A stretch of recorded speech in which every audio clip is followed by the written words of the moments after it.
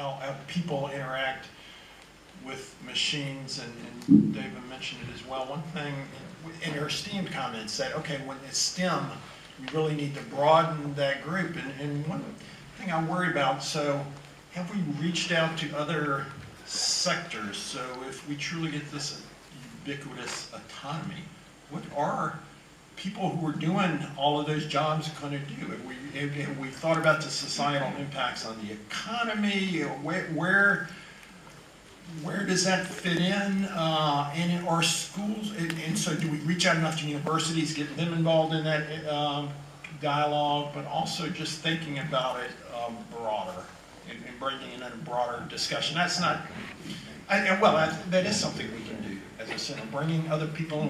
When we talk about these transformative things, making sure we get a broader group in to talk about what are the impacts and how we manage it. So that's, I think that's something we need to do.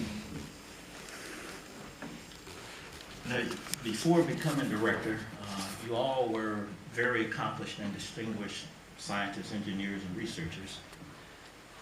As an employee coming up, what misconceptions of the center director job did you have that you discovered were different once you got in the seat?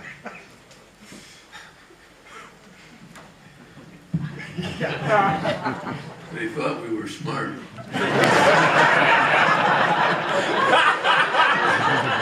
I think we should leave it at that. Misconceptions, I don't know. The ones I recall were sort of specific and in certain areas where we get into disagreements, and I decided not to support certain areas. So, but all in all, I think it was a pretty good relationship, and I always figured my job was to take care of things for the employees, and that was what I was there for. So it was a good relationship. Adding to what Pete said, one of the misconceptions I had was you did lose touch with all of those folks out there that you really envied and wish you were out there working as at that time, because you just cannot maintain that relationship that you've had with these folks as you come up through management. And I think that was one thing that I really did not understand until I was in the office with Jerry, and then later on. Yeah, I had a senior person come to me when they became deputy senator. I could look at me and go, "So how does it feel to be part of the problem now?" So then I knew what I was getting into by going to the office of director. So the thing I remember, and this is actually a paraphrase quote from Jerry, and that is, I thought a decision would be a decision. And Jerry's quote, I think, was something like, no, a decision means the debate really starts. Now we'll really start debating about what we're going to do.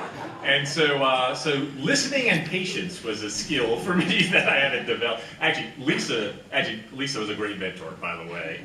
And Lisa is expert at listening, patience and listening and getting input and synthesizing that input into a decision. I learned a lot from her, but man, did I struggle. Yeah, I think it's how difficult it is, maybe when you make a decision, or to communicate all the way, to get the message all the way down or through the organization, is what I kind of didn't get before, looking at center directors, just how difficult that is. Yeah, the only thing I would add, so actually I had all three jobs in the office of director, associate director, deputy director, center director. So my one epiphany, when I was in each one, I'd look up, oh, that's not so hard. Yeah, deputy thing, yeah, I can do that. Well, no, that was a hard job. I was deputy. So I said, center director thing. especially for me, right? That's not that hard. I can do that. No, it's hard. We're both harder than I thought they were. So that was my epiphany. Wait till you get to headquarters. Yeah. Let's just not go there. So when I was the director for, my office was maybe 30 feet from the, so even as a director, couldn't make the lights go off.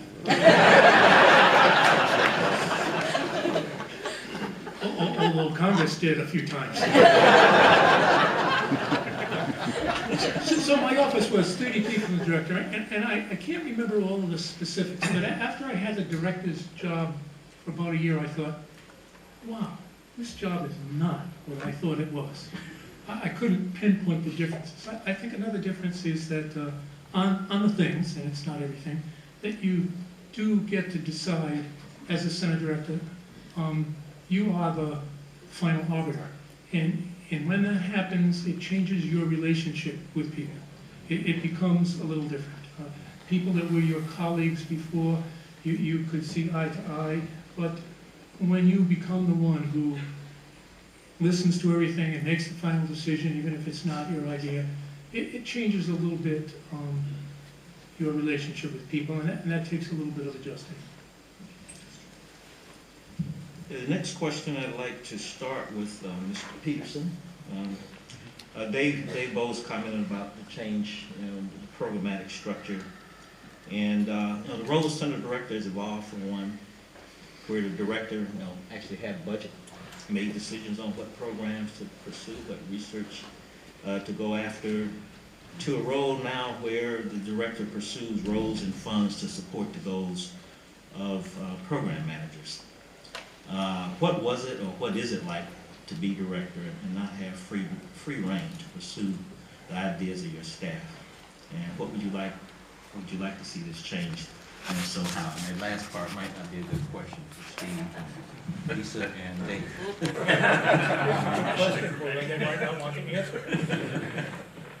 Well, I think most people know sort of what my answer is.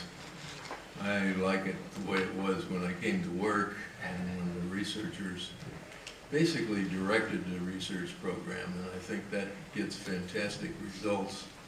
You allow the creativity of the engineers, of the researchers to help develop the program of where they were going, and we still push it this way and that way, but I'm a believer in that. Maybe it's like my parents wondered about the next generation, you know, and how they were doing things, and I really wonder about the next generation.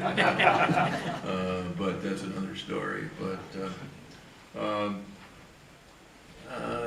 maybe what you're doing works, but I don't think it gets the best research, and I would like to see it go back. And even when I was center director, I could look over the time from 1957 to 1990 and realize there was a constant fight going on to keep some control from headquarters. And there was more and more having to go up there and fight over the money and so forth, which of course was largely my job. And I felt that was not good at the time. But it was there, and it's a natural part of what happens with the type of organization we became when we became part of NASA. So, as I say, maybe what you're doing is for the best. I wouldn't do it that way if I had my choice.